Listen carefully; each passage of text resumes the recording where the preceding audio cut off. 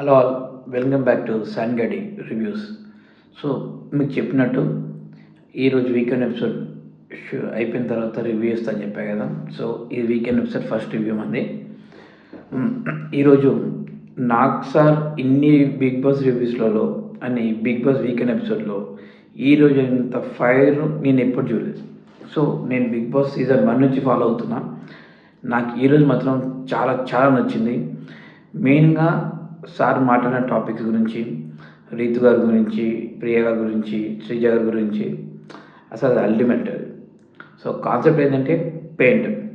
ఏ paint కాన్సెప్ట్లో గొడవ జరిగిందో ఆ పెయింట్ కాన్సెప్ట్ని తీసుకొచ్చి మళ్ళీ వీళ్ళ మీద చెప్పి తను ఇచ్చిన ఆన్సర్స్ తను చూపించి అటు కోపంగా చూపిస్తూనే అటు హోస్ట్కి ఒక పొజిషన్ నిలబడి అందరినీ ఈక్వల్గా సమానంగా చూసుకున్నారు. చాలా బాగా అనిపించింది.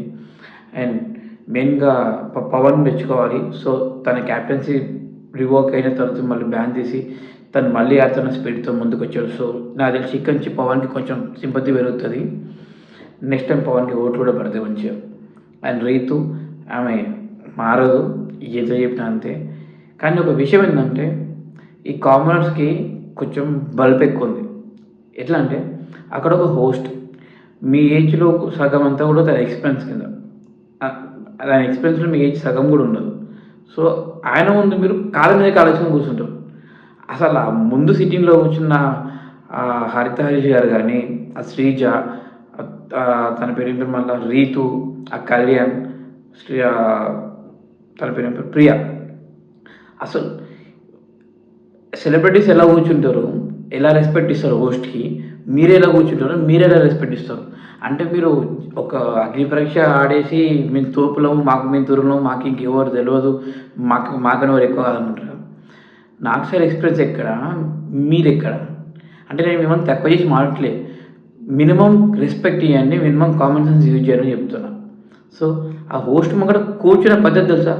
ఆయన కాళ్ళ మీద కాలుసుకొని ఎట్లా కూర్చుంటారు షో అయిపోయేంత వరకు. ఇంకా నేను ఎవరు మాట విన్నాను, నేను పెద్ద రాయిలాగా. హరీష్కి ఏదో చెప్పిన వేస్టే.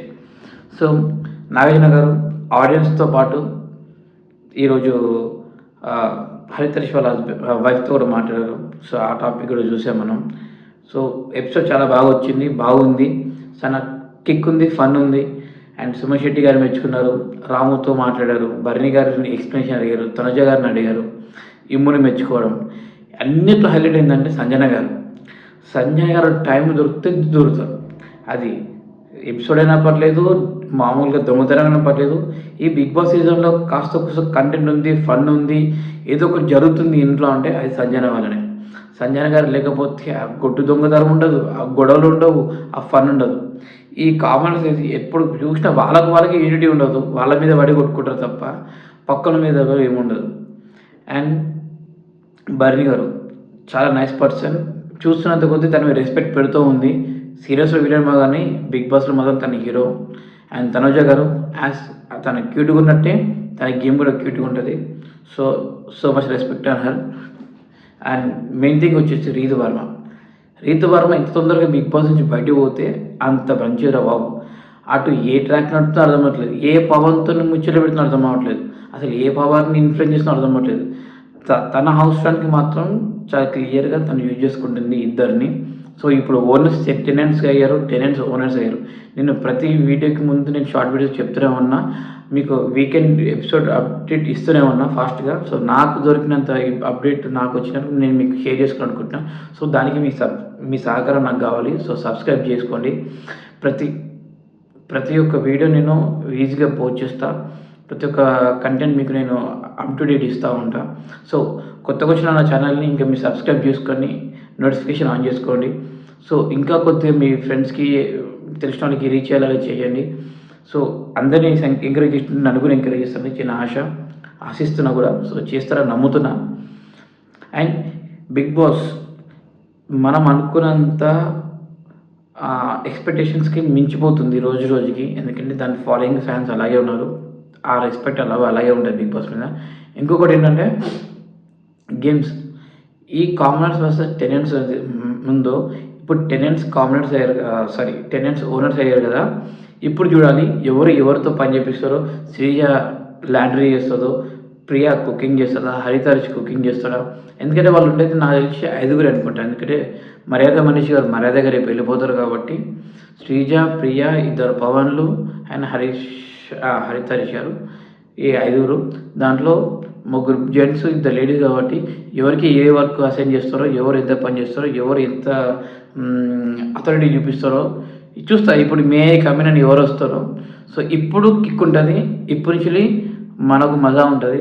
సో నాకు తెలిసి సెలబ్రిటీస్ అయితే మారరు. ఎందుకంటే వాళ్ళకి తెలుసు ఎక్కడ ఎలా రెస్పెక్ట్ ఉండాలో, ఎక్కడ ఎవరితో ఎలా ఉండాలో అర్థమవుతుంది. 1-2 తప్ప, రీతు వాళ్ళు తప్ప.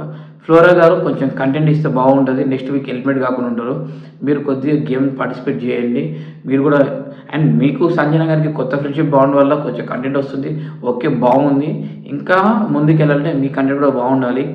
సో ఎప్పుడు సింగిల్గా కూర్చొని అనకుండా మీ కంటెంట్ కూడా ఇస్తే ఆడియన్స్గా మాకు కూడా చూసిన వాళ్ళు కూడా ఇంకా అమ్మ ఉండొచ్చు అనే ఓట్లు వేయచ్చు అనే కదండి, ఆ ఒక్క పాయింట్ మాకు ఉంటుంది.